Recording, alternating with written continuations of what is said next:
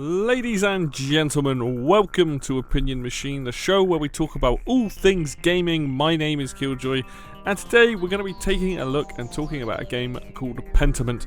Pentiment was a game that came out a couple of years ago for Xbox. It's made and created by Obsidian Entertainment, and it is a story-driven, choice-based sort of like a modernization of a point-and-click, essentially, with a few puzzles and things into it. I recently bought this over the Christmas period, and I've heard this game, like, this isn't the sort of thing I would normally play, but I heard it was very good. Obsidian also did Fallout New Vegas, so I was like, oh, the writing's probably going to be pretty decent. And I've now finished the game, and I can say that I had an absolute blast playing it. It's a nice, shorter experience, probably between, I'd say it's probably like 10 to 15 hours, depending on how long you take. But it's a shorter experience, and the story grips you very, very quickly, and the whole game is about you in learning about this town that is set in, and experience the character you're playing, and unsolving mysteries, essentially. So I just want to sort of talk about it because I think it's a game that not everyone's going to like. It's got a very unique art style. It's like hand-drawn. It's because it's medieval-esque era. It kind of looks similar to those Monty Python scenes between skits where like there's like weird like drawings and stuff. But it's the art style itself is very, very beautiful. It's very unique. It makes playing the game, like, it just elevates the game because it's got such a memorable art style. The way that the characters are animated, the way that the buildings are animated, and things that move in the world. It's just more games should use this art style. It's just very, very memorable, but it adds to it all. But the game itself, now I have to be honest, I don't want to go too much into story because this is a very story-driven game, and that's kind of the point. So I don't want to go into super spoilers, but just to let you guys understand what the game is, the premise. You play as a character called, I believe his name's Andreas. There's no voice acting in the game, so it's never said. I believe it's Andreas. And essentially, you are in Germany during this sort of medieval time, and you are an artist that have come to this town to work on this like masterpiece, essentially. And you work at the local abbey that the current abbot has allowed you to do so. And at the start of the game, you are living with these peasants that live in this town. A lot of the peasants own all the farms, so you have like almost free. You got like lower class, working class, and all that sort of stuff. So the peasants of, I say lower class, working class peasants. Then the middle class are like the blacksmith in town, people like that, and then you have like the abbot who is seen as like upper class, essentially, or the way that it works. And because of the time period, it's very heavy. A lot of religious connotations in this game, talking about like faith and things like that. But you essentially aren't very rich when you start the game, but you're seen as like, oh, you've been offered to come and study and do this masterpiece. And while you're there, a murder happens, and so you then have to, you get asked to try and figure out evidence of who could have done it. And the game is essentially set into 3 acts, and what's really cool about it is the choices you make through each act affect the subsequent act. So stuff that you make in the first act affects the second act, and then, because there's a time jump between each one, and then again in the third act. And what's really cool about it is because it is story driven, because it is choice driven, you can say things and that can affect someone in a negative or positive way, and it will come up saying they remember this. And some things that I said to some people and did in the first act affected it all the way through the game. Sometimes that information can lead you to getting more, like, it can help with your argument on who you want to pin the murder on, and all these different things as well. And the game constantly gives you the option. You can speak to and go to pretty much any place and everyone most of the time. But there are times where it'll be like, this is going to take a while. If you choose to do this thing now, you're not going to have time to do something else. So there's always this kind of like pressure to try and figure out everything. But I love the fact that there's replay value there as well, as you as the character are trying to like figure out. And that's what gets the hooks in fairly quickly. The game starts off with you just being introduced to some of these characters and going off to paint the masterpiece. You bump into this character who eventually gets murdered.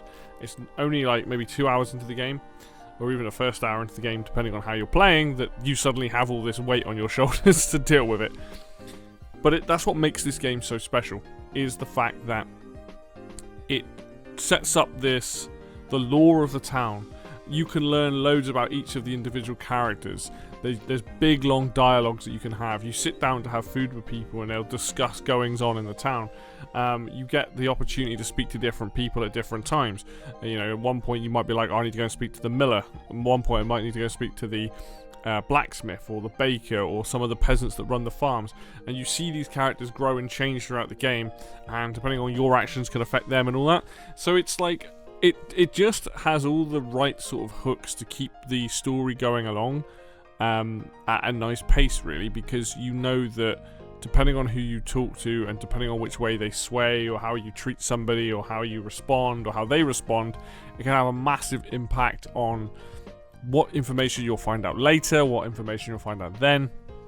I had things that I said that I thought were the correct things. It turns out they were the wrong things, but you don't know that sometimes, and that's kind of cool. Like, normally I'd get annoyed with something like that, but I was so invested in this story and this character's arc, of where it was going, that I was just like, okay, I have to accept the decisions I make. But you get what's really good about it. In some games I really dislike it where they say things on screen, but what you say is not what comes out of their mouth, and it comes out to be something different.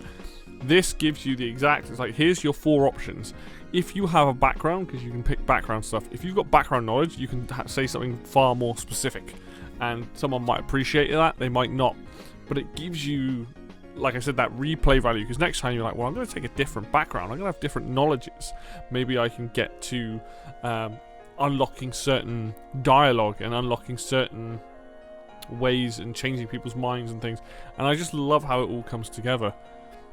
The game progresses for each stage. It's like I said, it's a 7-year time jump between the first act and the second act, and you get to see some of those huge changes that happen in the second act, as well as the things that you've affected and the way people perceive you. Some people like you, some people dislike you, and that continues to go through into the third act as well. The writing in this game, it definitely helps. It's funny seeing swear words from nowadays. Like, one of the characters might be like, oh shit, or something along those lines. And so there's this little, there's a lot of tongue-in-cheek references, a lot of silly things you can say. Some of the responses are quite funny, like, depending on who you're talking to. And because of that, you could be having a normal conversation, and occasionally out of the blue there's like this odd thing, and you're just like, it's kind of cool. I like the fact that they're willing to bring in these choices that are maybe a little bit left field, but lead to some hilarity and things like that. And the cool thing is as well, when you're exploring this town, you've got like different places to go to. It's not a massive area, but it feels big enough for what the game is. You've got all the places in town. You've got like the mill. You've got a big meadow, a forest you can go and explore, like an aqueduct, the abbey. You've got all these places you can go to, and that's what makes it interesting. Is it's very contained, but it feels quite big for what the game is trying to set up.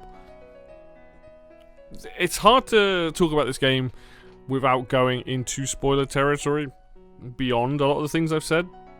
I think this is a game that is best experienced going in blind. I knew nothing going into this game other than it's supposed to be a very good story-driven game. And the game's got some minor scary sort of on-edge horror-y bits when you're trying to figure out the murderer and things like that. It's got some very funny moments. It's a bit we have to run through away from the abbey and stuff like that. There's these moments that are it just brings it all together in a way that feels satisfying as you as the person who is reading through this and picking the dialogue and all that. Even the mini games are kind of fun. Like, certain aspects, you have these tiny little mini games. There's one we have to make cookies. No more reason other than to just do it because it's part of the ongoing storyline. And you get to see loads of that throughout the different... there's probably 4 or 5 mini-games throughout it. There might be more, but I didn't experience them. And I really like that. It was just small little, let's just change up the pace a little bit. Let's just do this. And then that whole experience of learning about the characters and seeing how they are and what they feel and all that good stuff. Honestly, a really, really interesting story-driven game that's probably going to get overlooked a lot. Because 1, people might not like the art style. 2, it is a modern day point and click sort of game, going back and forth. It's not necessarily like a point and click, it's just story driven. You just walk around the places and talk to people and try and get answers and stuff within a time frame.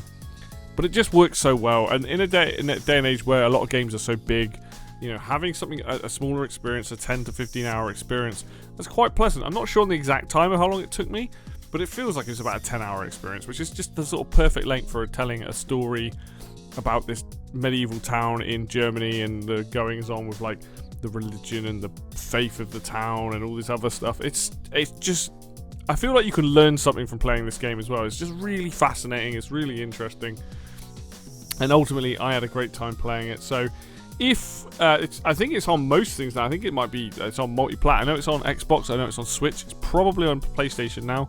It's on PC. It's not an expensive game anyway. I think it's like 20 quid or less. It's definitely worth the value. I think if you're really interested in playing a smaller experience with a great story and an it grips you all the way to the end, definitely look into Pentiment. But as far as that's about all I can say on the game. I've given it glowing praise.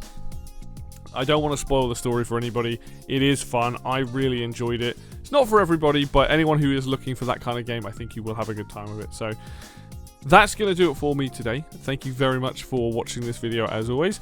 If you liked the video, hit like. If you want to see more content, then hit subscribe. Links for Facebook and Twitter will be down below in the description as always. And until next video, I will see you then.